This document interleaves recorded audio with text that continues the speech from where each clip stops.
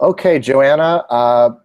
So tell us a bit about the character that you play in Kingdom for anyone who might not be familiar with the show. Okay, well, Kingdom is basically a family drama set in the mixed martial arts gym, Navy Street, owned by Alvi Kalina. I am Alvi's estranged, well, I guess now technically ex-wife. We have two grown sons who are fighters, Jay and Nate. And Christina's been in and out of their lives over the years. She's a drug addict, she's a heroin addict.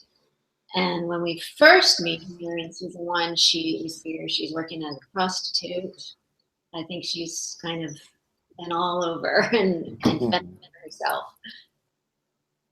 Well, so how does the character developed from season 1 to season 2?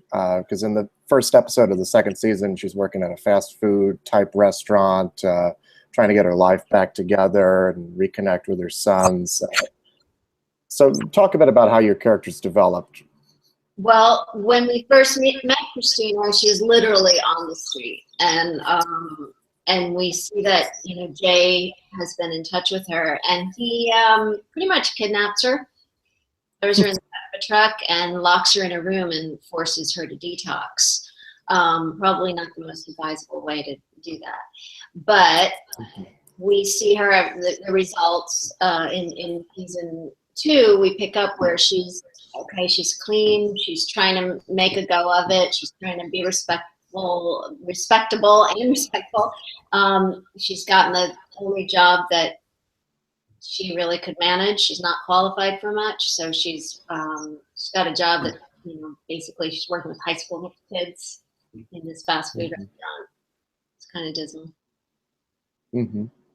So take us back to the beginning, how you got involved in the project, and when you first got the script, what about it jumped out at you and made you want to be involved? Well, when I first got the script, it was called Navy Street. So I was like, oh, what is this going to be about the Navy? and then I started reading, and it was about mixed martial arts. And I was like, oh, gee, I don't know if this is going to be for me. But as I kept turning the pages, the characters were incredible. The writing was amazing. I really was drawn into the Jay character. If anybody's seen the first season, that in the first episode, Christina makes a very brief appearance at the end, and that's the script I read. So I really didn't know much about her, except that I kept turning the pages, fascinated by this Jay character, and then I got to where I made an entrance, and it was to be Jay's mom, and I was just like, I knew I wanted to be connected to that character and do whatever I could on the fringes of that amazing character. So I went in for the audition and auditioned with a scene that wasn't in this script I read. It was just sort of a dummy scene that was with the character of Alvi. And I read that scene, and the next thing I knew, I was cast. So then how did you prepare for the role? I mean, did you do any kind of research into heroin addiction or homelessness? Or Yeah, I did a lot of research into both heroin addiction and prostitution in LA in particular. A lot of Googling, a lot of YouTube, which was really a revelation. There are a lot of actual users making videos. There are some amazing documentaries on YouTube, but also a lot of actual users, making a lot of kind of cautionary tale type video diaries and things, especially in trying to detox. That was just kind of heart-wrenching, but amazingly valuable for me. There was also a series that I came across on YouTube called John TV, which was a fellow in Oklahoma City who has been making this. I'm not sure if he's still making it, but was making a television show where he was busting the Johns. He was just going out into the city, Oklahoma City, and filming the Johns and putting them on TV in an effort to try to, stop this prostitution going on in his city. And he got very friendly with a lot of the prostitutes, and they realized that he wasn't out to hurt them. He was trying to help. So he has a lot of wonderful interviews. And the prostitution and heroin addiction also often go hand in hand, any kind of drug addiction. So that was amazingly helpful too. And then there were also another big source was some photo journals by Scott Southern, who was a photographer and a writer, and who documented prostitutes in LA. Mm-hmm. So let's talk a bit about the dynamic of the family and your relationship with your two sons in the show. Can you talk about playing those scenes and what that relationship's like? Well, Jay, played by Jonathan Tucker, was my initial, he was the one I worked with the most in starting up the show. And it was an amazing process for us because we didn't work together, outside of our first day on set. He is an enormously prepared and creative and committed actor, and he brought so much to it that he really kind of upped the bar for me. I was like, oh, the first time I sat down across from him and rehearsed a scene, I was like, whoa, this is going to be a ride, and it was, and but we really clicked with the relationship of this character, these characters, and how they're kind of so codependent, but getting to know each other, and there's so much pain between them, but a great love between them too. So it was really fortunate, I feel like, the way it turned out, that I got to initially build Christina working with Jonathan and the Jay character, and then we introduced Nate into the picture, played by Nick Jonas, and he just brings such a soulfulness and the weight of the world with that character, and as a young man who literally didn't know his mother at all. She was just a drug addict, and he's kind of like, who is this person? And she so desperately wants to connect with her baby. So they were very, they're very dramatic relationships, and that really just kind of grabbed me in the gut. And then with Alvy, there's a lot there on the page, a lot of history between these two, and good times and bad times, and I feel like we both bring it into the room, and there's a lot of unspoken tension between those two characters, and it's a lot of fun to play. So I think one of the interesting things about this show is that you, on the surface, you think it's just going to be mixed martial arts, but there's this really great family drama underneath it. Mm-hmm. Kind of unexpectedly, I think. So I wonder, what were some standouts for you from this season? Some of your favorite moments to play, or some of your favorite episodes from this past season?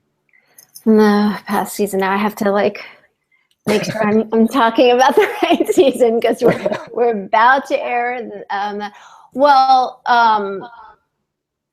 It was fun to have the introduction of a girlfriend with Jay, and get to play the. Now I'm getting like an echo on myself. Sorry. No, that's okay. Okay.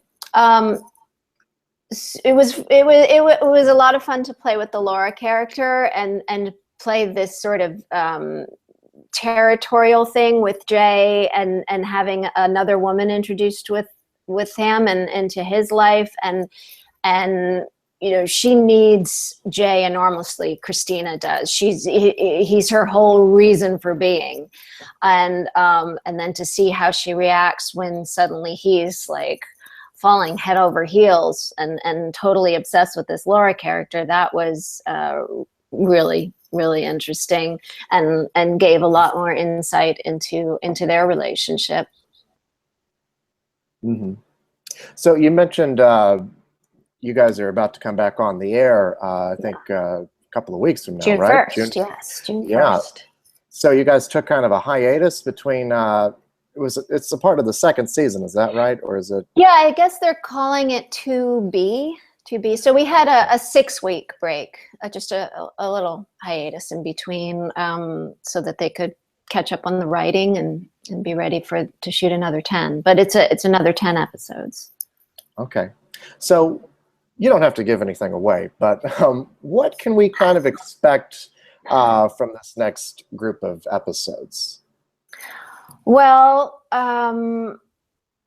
you know, everybody's kind of built up to a sort of a precipice. I feel like all the characters are you know, with Jay and Ryan and their fight, and Christina. We've seen her get clean, and then we've seen her kind of fall back into her familiar ways. And so now, you know, people are kind of really facing themselves in the mirror and what has to happen next. And for Christina, we see her really starting to understand the consequences of the choices that she's made in her life. And she basically has, you know, she kind of acts and lives devoid of consequence. She doesn't think ahead, and now it's kind of coming back and crashing down on her, you know, to see the effects of the life of this family on these two children. Well, they're grown men now, but they're stuck the same way she is stuck as well. And so we're going to see her take a different tack on trying to get sober. Mm-hmm. So you've gone back and forth a lot between feature films and television. I wonder if you could talk a bit about some of the differences between the two in terms of like amount of time that you have for to prepare for roles, or you know, just in shooting a scene, or what are some of the practical differences of that?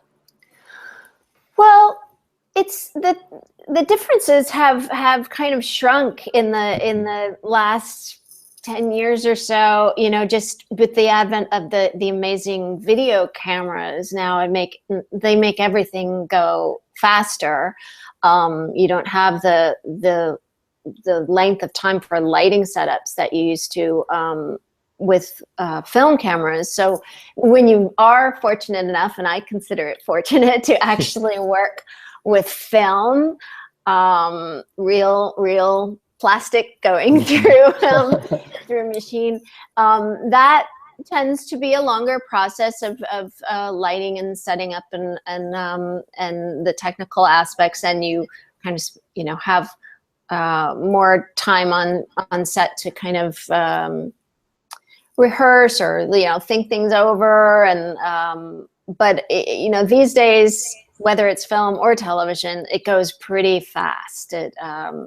Amazingly fast. I used to knit all the time when I was on sets, and I used to like finish like sweater after scarf after hat after things. And now, you know, you go back to your chair. Okay, we're going to turn around. You go back to your chair and you sit for a few minutes, and all of a sudden, you know, they've got it. It's done, and you go back. So I kind of gauge it by that. But it's, you know, for us working on Kingdom, we do 2 shows at once. So we cross board. So we're shooting basically 2 hours of television in a block, So it's not that different from shooting, you know, a film. And as far as there's a wonderful arc, you know, and I love that our directors come in and get to work that over that much time in the story, and really, you know, really get a chunk of it to explore. Mm-hmm. Yeah, no, I mean, the lines are blurring in that way. I think they're also blurring in the kinds of stories that you tell on television, you know, and the fact that you can have an arc in a season, you know,